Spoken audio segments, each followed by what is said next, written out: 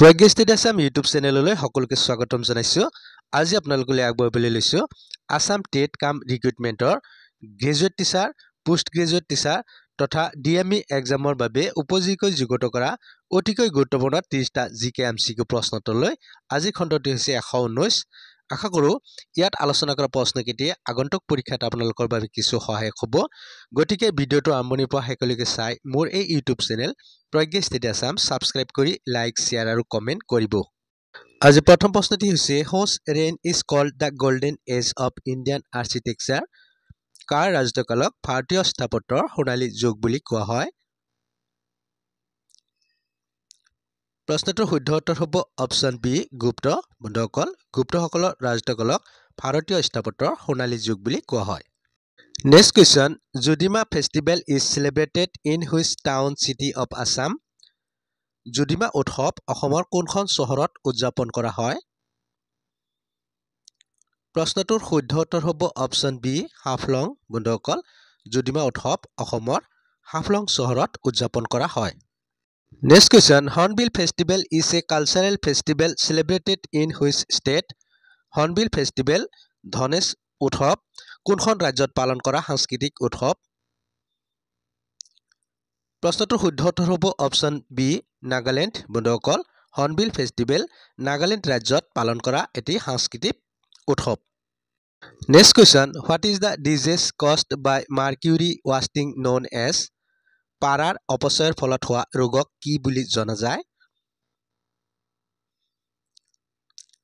প্ৰশ্নটোৰ শুদ্ধ উত্তৰ হ'ব অপশ্যন বি মিনামাতা। বন্ধুসকল, পাৰাৰ অপচয়ৰ ফলত হোৱা ৰোগক মিনামাতা ৰোগ বুলি জনা যায়। Next question, which one is a folk dance of India. তলৰ কোনটো ভাৰতৰ লোকনৃত্য? প্ৰশ্নটোৰ শুদ্ধ উত্তৰ হ'ব অপশ্যন এ গাৰবা। বন্ধুসকল, গাৰবা হৈছে ভাৰতৰ লোকনৃত্য। Next question, what is the name of the largest satellite of Saturn. শনি গ্ৰহৰ আটাইতকৈ ডাঙৰ উপগ্ৰহটোৰ নাম কি?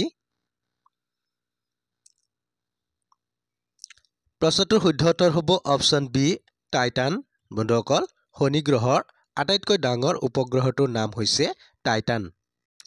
Next question, who among the following is not a recipient of the Asom Ratna. তলৰ কোনজন অসম ৰত্নৰ প্ৰাপক নহয়? প্ৰশ্নটোৰ শুদ্ধ উত্তৰ হ'ব অপশ্যন বি নৱকান্ত বৰুৱা। বন্ধুসকল, নৱকান্ত বৰুৱাই অসম ৰত্ন বঁটা লাভ কৰা নাই। Next question, where is the headquarters of Indian railway is located. ভাৰতীয় ৰেলৱেৰ মুখ্য কাৰ্যালয় ক'ত অৱস্থিত? প্ৰশ্নটোৰ শুদ্ধ উত্তৰ হ'ব অপশ্যন এ দিল্লী। বন্ধুসকল, ভাৰতীয় ৰেলৱেৰ মুখ্য কাৰ্যালয় নতুন দিল্লীত অৱস্থিত। Next question, who was the first Assamese to receive the prestigious Dada Saheb Phalke award. সন্মানীয় দাদা চাহেব ফাল্কে বঁটা লাভ কৰা প্ৰথম অসমীয়া কোন? প্ৰশ্নটোৰ শুদ্ধ উত্তৰ হ'ব অপশ্যন এ ভূপেন হাজৰিকা। বন্ধুসকল, দাদা চাহেব ফাল্কে বঁটা লাভ কৰা প্ৰথম অসমীয়া ব্যক্তিগৰাকী হৈছে doctor Bhupen Hazarika.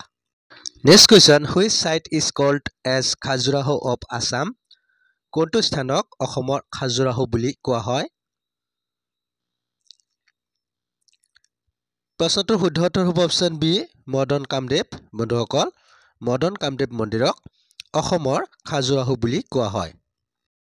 Next question, which city is known as Manchester of the east. পূবৰ মানচেষ্টাৰ বুলি কোনখন চহৰক জনা যায়? প্ৰশ্নটোৰ শুদ্ধ উত্তৰ হ'ব অপশ্যন ডি শুৱালকুছি। বন্ধুসকল, শুৱালকুছিক পূবৰ মানচেষ্টাৰ বুলি জনা যায়। Next question, the state having the largest area of forest cover in India is. ভাৰতৰ ভিতৰতে সৰ্বাধিক বনাঞ্চল থকা ৰাজ্যখন হৈছে? প্ৰশ্নটোৰ শুদ্ধ উত্তৰ হ'ব অপশ্যন চি মধ্যপ্ৰদেশ। বন্ধুসকল, ভাৰতৰ ভিতৰত আটাইতকৈ বেছি বনাঞ্চল থকা ৰাজ্যখনৰ নাম হৈছে Madhya Pradesh. Next question, in 2023 which Indian short film on the Oscar. 2023 বৰ্ষত কোনখন ভাৰতীয় চুটি ছবিয়ে অস্কাৰ লাভ কৰিছিল? প্ৰশ্নটোৰ শুদ্ধ উত্তৰ হ'ব অপশ্যন বি দ্য এলিফেণ্ট হুইস্পাৰ্ছ। বন্ধুসকল 2023 বৰ্ষত ভাৰতীয় চুটি ছবি দ্য এলিফেণ্ট হুইস্পাৰ্ছে অস্কাৰ বঁটা লাভ কৰিছে। Next question, in which of the following festivals R boat races A special future? তলৰ কোনটো উৎসৱত নাও খেল প্ৰতিযোগিতা অন্যতম বৈশিষ্ট্য?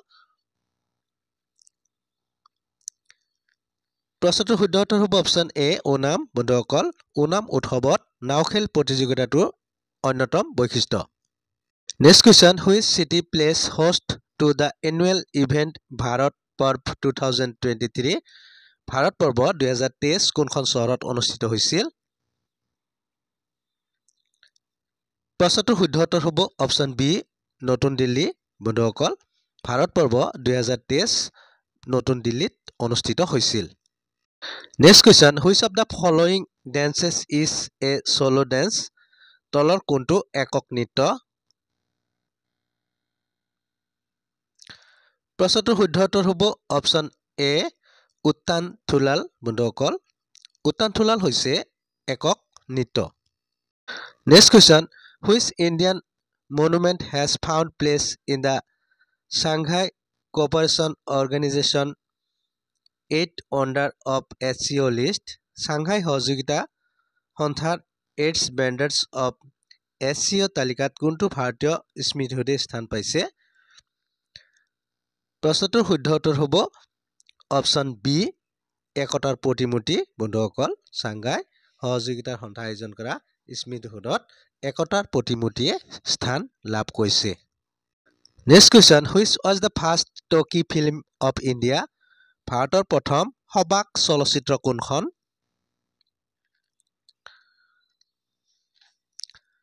প্ৰশ্নটোৰ শুদ্ধ উত্তৰ হ'ব অপশ্যন এ আলম আৰা। বন্ধুসকল ভাৰতৰ প্ৰথম সবাক চলচ্চিত্ৰখনৰ নাম হৈছে Alam Ara. Next question, Mibu Galok is a traditional attire of which community? Mibu Galok কোন জনগোষ্ঠীৰ পৰম্পৰাগত পোছাক? প্ৰশ্নটোৰ শুদ্ধ উত্তৰ হ'ব অপশ্যন এ মিচিং। বন্ধুসকল মিবু গালোক হৈছে মিচিং জনগোষ্ঠীৰ পৰম্পৰাগত পোছাক। নেক্সট কুৱেশ্যন, দ্য ৰথ যাত্ৰা at Puri is celebrated in অনাৰ অফ হুইচ হিন্দু ডেইটি? পুৰীৰ ৰথযাত্ৰা কোনজন হিন্দু দেৱতাৰ সন্মানাৰ্থে অনুষ্ঠিত হয়? প্ৰশ্নটোৰ শুদ্ধ উত্তৰ হ'ব অপশ্যন বি জগন্নাথ। বন্ধুসকল পুৰীৰ ৰথযাত্ৰা হিন্দু দেৱতা জগন্নাথৰ সন্মানাৰ্থে অনুষ্ঠিত হয়। Next question, who led the foundation of Portuguese power in India? ভাৰতৰ পৰ্টুগীজ শক্তিৰ ভেটি কোনে স্থাপন কৰিছিল? প্ৰশ্নটোৰ শুদ্ধ উত্তৰ হ'ব option C Alfonso de Albuquerque. বন্ধুসকল ভাৰতত পৰ্টুগীজ শক্তিৰ ভেটি স্থাপন কৰিছিল এলফেন্সো দ্য আলবুকেৰ্কিউৱে। Next question, which is the first serialist animation film in India? ভাৰতৰ কোনখন প্ৰথম ধাৰাবাহিক এনিমেশ্যন চলচ্চিত্ৰ?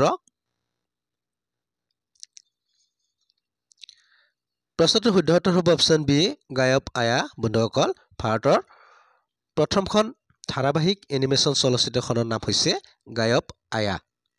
Next question, who bagged two Oscar awards for the film Slumdog Millionaire? Slumdog Millionaire ছবিৰ বাবে কোনে অস্কাৰ বঁটা লাভ কৰিছিল? প্ৰশ্নটোৰ শুদ্ধ উত্তৰ হ'ব অপশ্যন ডি AR ৰহমান। বন্ধুসকল স্লামডগ মিলেনিয়াৰ ছবিৰ বাবে AR ৰহমানে অস্কাৰ বঁটা লাভ কৰিছিল। Next question, who is Bharat মাতা নামৰ গ্ৰন্থখনৰ লেখক কোন?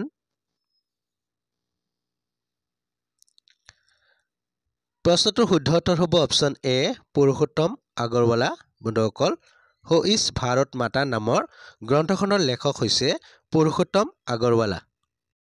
নেক্সট কুৱেশ্যন, পানী Dihing bird sanctuary is located in which one of the following districts?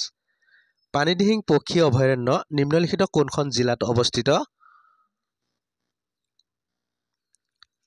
প্ৰশ্নটোৰ শুদ্ধ উত্তৰ হ'ব অপশ্যন বি শিৱসাগৰ। বন্ধুসকল পানী দিহিং পক্ষী অভয়াৰণ্য শিৱসাগৰ জিলাত অৱস্থিত।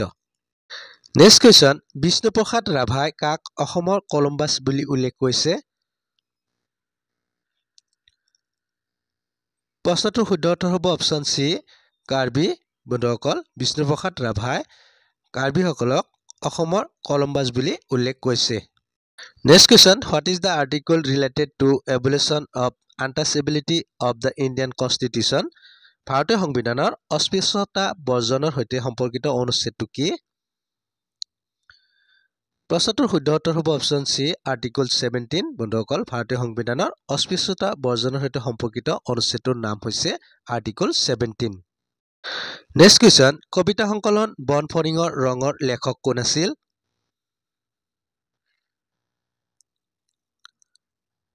প্ৰশ্নটোৰ শুদ্ধ উত্তৰ হ'ব option D, doctor Nirmal Prabha Bordoloi. বন্ধুসকল বন ফৰিঙৰ ৰং নামৰ কবিতা সংকলনৰ লেখক হৈছে doctor Nirmal Prabha Bordoloi. Next question, অসমৰ আটাইতকৈ ডাঙৰ ৰেল জংচনটোৰ নাম কি?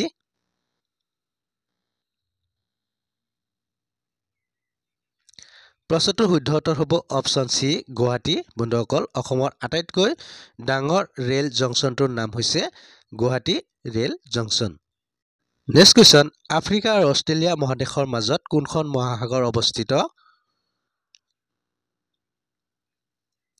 প্ৰশ্নটোৰ শুদ্ধ উত্তৰ হ'ব অপশ্যন ডি, ভাৰত মহাসাগৰ। বন্ধুসকল আফ্ৰিকা আৰু অষ্ট্ৰেলিয়া মহাদেশৰ মাজত ভাৰত মহাসাগৰ অৱস্থিত। বন্ধুসকল ভিডিঅ'টো চাই কেনে লাগিল লাইক, কমেণ্ট আৰু শ্বেয়াৰ যোগে জনাব। এনেধৰণৰ নতুন নতুন ভিডিঅ' পাই থাকিবলৈ এতিয়াই ছাবস্ক্ৰাইব কৰক প্ৰজ্ঞা ষ্টাডি আছাম। লগতে ফ'ল' কৰক ফেচবুক পেজ প্ৰজ্ঞা ষ্টাডি আছাম। পুনৰ এটি নতুন ভিডিঅ'ৰ সৈতে আপোনালোকক লগ পোৱা প্ৰতিশ্ৰুতিৰে আজিলৈ ইমানতে সামৰণি মাৰিছোঁ। ধন্যবাদ।